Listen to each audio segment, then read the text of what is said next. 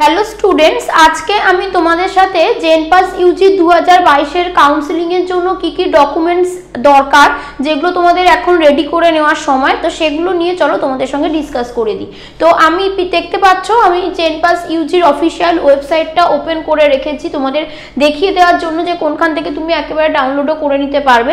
তো অফিসিয়াল ওয়েবসাইটে গেলেই দেখো এখানে ডকুমেন্টস রিকোয়ার্ড ফর কাউন্সেলিং বলে দেখাচ্ছে জেনপাসের। তো সেখানে যদি আমি যাই পিডিএফটা পেয়ে যাব। তো ডাউনলোড হয়ে গেলে আমি তোমাদেরকে দেখাচ্ছি যে কি বলতে চাইছে সেখানে। তো চলো ওপেন করে নিই আমরা যে ডকুমেন্টটা কি লাগছে। তাহলে দেখো এখানে এই ডকুমেন্টসটা আমরা অফিসিয়াল ওয়েবসাইট থেকে পেয়ে যাব যে কি কি ডকুমেন্ট আমাদের লাগবে জেনপাস ইউজি 2022 এর কাউন্সেলিং এর জন্য। পরপর দেখো এখানে চার্ট করা আছে, এলিজিবিলিটি ক্রাইটেরিয়া যেটা মেনশন করা ছিল সেটা আমরা জানি এবং সেটা থাকবে, তার সাথে কি কি ডকুমেন্টস লাগবে সেগুলো দেখো এখানে বলা আছে। কি কি দেখো বলেছে যে মেনলি ক্যান্ডিডেটের যেগুলো জানতে হবে কি কি ডকুমেন্টস লাগবে সেগুলো দেখো অরিজিনাল লাগছে সেগুলো, সেটা তোমাকে বলেছে। ডকুমেন্ট ভেরিফিকেশন যখন হবে মানে ই কাউন্সেলিং হলো, দেন তুমি যখন অ্যাডমিশন নিতে যাবে তখন অরিজিনাল কি কি ডকুমেন্টস লাগবে ভেরিফিকেশনের সময় এবং অ্যাডমিশনের সময় সেগুলো দেখো এখানে মেনশন করছে যে it is to be noted that admission will not be allowed if the appropriate documents is not produced। অ্যাডমিশনের সময় যদি প্রপার ডকুমেন্টস যেগুলো অরিজিনাল চেয়েছে তুমি দেখাতে না পারো তাহলে কিন্তু অ্যাডমিশন হবে না। হলো তো এবার দেখো কি কি ডকুমেন্টস লাগছে। তাহলে সব ক্যান্ডিডেটসের জন্য দেখো বলছে যে প্রভিশনাল সিট অ্যালটমেন্ট লেটার, যেটা তোমাদের অনলাইন ই কাউন্সেলিং এর চয়েস ফিল হবে, তোমরা চয়েস লক হবে যে কলেজটা তুমি পাবে, তো সেটার সিট অ্যালটমেন্ট লেটার যেটা পাবে তোমাদের ডাউনলোড করে প্রিন্ট আউট করে নিয়ে যেতে হবে। হলো দেন বলছে সব ক্যান্ডিডেটদের জন্য দেখো র্যাঙ্ক কার্ড লাগবে। তোমার যে র্যাঙ্কটা এসেছে সেই র্যাঙ্ক কার্ডটা তোমাকে ডাউনলোড করে প্রিন্ট করে নিতে হবে। সব ক্যান্ডিডেটদের ক্লাস 12 এর মার্কশিট অবশ্যই ম্যান্ডেটরি লাগবে। আর কি লাগবে এই পোর্শনটা দেখো খুবই ইম্পর্টেন্ট, অনেক সময় এটা একটু ডাউটস থেকে যায় যে সব ক্যান্ডিডেটদের ডমিসাইল সার্টিফিকেট দিতে হবে। সেটা কিভাবে লাগবে আমি আবার ভিডিওতে নেক্সট ভিডিও করে তোমাদেরকে ডিসকাস করে দেব, কিন্তু দেখো ইনফরমেশন বুলেটিনে বলা হচ্ছে 6.1 6.2তে যেভাবে মেনশন করা হয়েছে প্রোফর্মা 3টে পাবে। আমি সেটা তোমাদের আবারও বলে দেবো যে কিভাবে ডমিসাইল সার্টিফিকেট কাদের জন্য কোন প্রোফর্মাটা লাগবে, তো সেটা তোমাদের নিজেদের রেডি করতে হবে। দেন যদি কেউ রিজার্ভ ক্যাটাগরি স্টুডেন্ট হও তো তাদের অবশ্যই ক্যাটাগরি সার্টিফিকেট লাগবে। ঠিক দেন বলছে কি যে যেগুলো ডমিসাইল সার্টিফিকেটের সঙ্গেও যদি তোমার না থাকে সেগুলোকে তোমাকে রেডি করে নিতে হবে। তারপর বলছে দেখো in such case if the category certificate is rejected during verification then domicile status will also be converted to non West Bengal। বোঝা গেল যে তোমার যে ক্যাটাগরি সার্টিফিকেটটা আছে সেটা যখন এখানে চেক করা হবে যদি সেটা ভ্যালিড না হয় তখন ডমিসাইল সার্টিফিকেটটাকেও নন ওয়েস্ট বেঙ্গল মানে তুমি ওয়েস্ট বেঙ্গলের ক্যান্ডিডেট নয় সেই হিসাবে কিন্তু বিবেচনা করা হবে। বোঝা গেছে।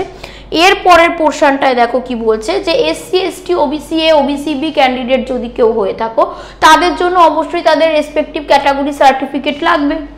দেন বলা হচ্ছে candidate having OBC certificates issued before 31/12/2009 should have them revalidated from the issuing authority. কি বলা হলো না ওবিসি সার্টিফিকেট যাদের ধরো আছে তাদের ক্ষেত্রে বলছে ডেট দেখো এখানে মেনশন করে দিল যে ডেটটা বললো যে 31 ডিসেম্বর 2009 31 ডিসেম্বর 2009 দেখো মেনশন করা হয়েছে। তার আগে যদি সার্টিফিকেট হয় কোনো স্টুডেন্টের তো তাহলে কিন্তু তাকে আবার রিভ্যালিডেট করতে হবে, মানে ওটার মেয়াদটা বাড়িয়ে নিতে হবে। সেটা করলে তবেই ওটা ভ্যালিড হবে, তার না তো সেটা ইনভ্যালিডের মধ্যে পড়বে। with either OBC A or OBC B category clearly mentioned, মানে A বা B এরকম দুটো ভাগ আগে ছিল না, তো যদি A না B তোমার সেটা মেনশন না করা থাকে সেটা কিন্তু ভ্যালিড হবে না, তোমাকে তাহলে আবার করে কিন্তু ওটার ভ্যালিডিটি নিয়ে আসতে হবে। তুমি OBC A ক্যাটাগরিতে পড়ছো না OBC B ক্যাটাগরিতে পড়ছো সেটাকে আবার মানে ইভ্যালুয়েট করে তোমাকে নতুন করে কিন্তু রেডি করে রাখতে হবে। ক্লিয়ার হলো ব্যাপারটা, বোঝা গেল। দেন চলে আসো এর পরের পোর্শনে ইডব্লিউএস ক্যান্ডিডেট যদি কেউ থেকে থাকো তাহলে তাদেরও ইডব্লিউএস সার্টিফিকেট লাগবে। সেটা প্রুফের জন্য।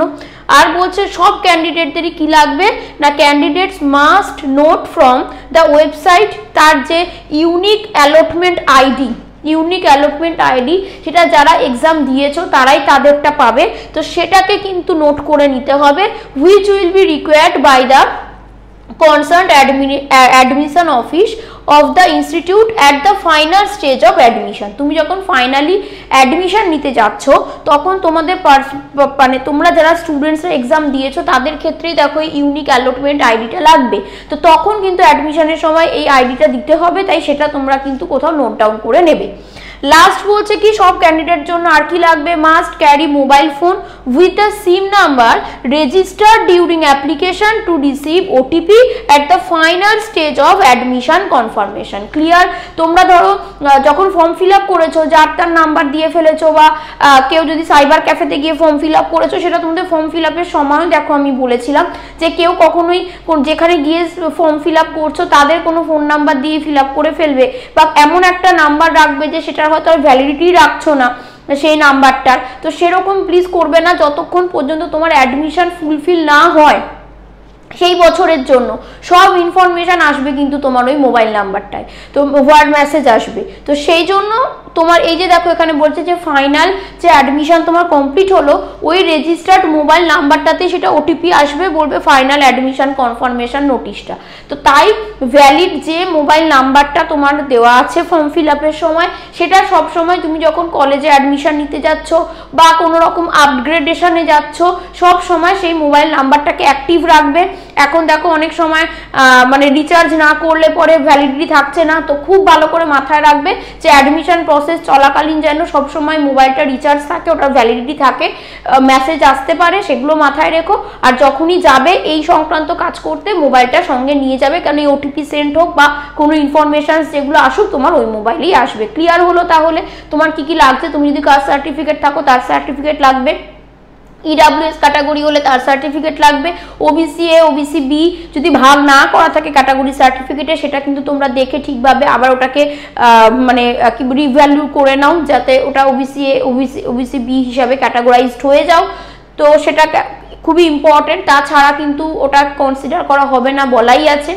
আর জেনারেল ক্যান্ডিডেট বলো যে কোনো স্টুডেন্টের জন্য ডোমিসাইল সার্টিফিকেট লাগছে, তোমার এই যে এখানে ইউনিক অ্যালটমেন্ট আইডি লাগছে, দেন তুমি বলতে পারো তোমার যে র্যাঙ্ক কার্ড, তোমার এইচএস এর মার্কশিট, এগুলো সব অরিজিনাল কপি কিন্তু তোমার লাগবে।